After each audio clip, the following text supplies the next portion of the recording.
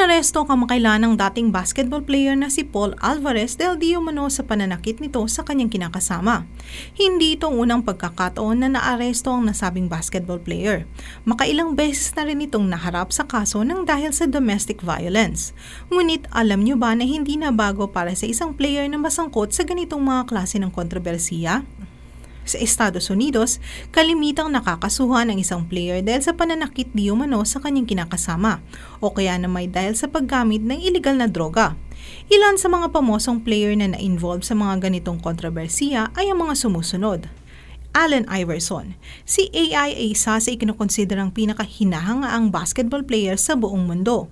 Pero noong 1993, kasama ang kanyang mga kaibigan, nasama ito sa isang gulo at sinintensyahan ng 15 years.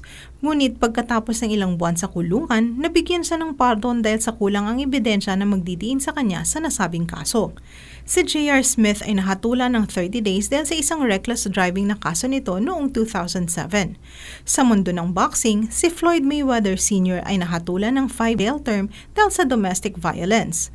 Ang inahangaang si Mike Tyson, nakasuhan ng rape, assault at possession of narcotics at driving under the influence.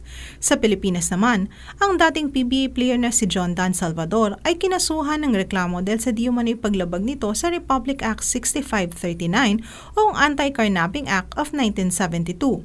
Involved di umano si Salvador sa rent-a-car scam, kung saan binibenta nila ang sasakyan ng walang alam ang may-ari ng mga ito.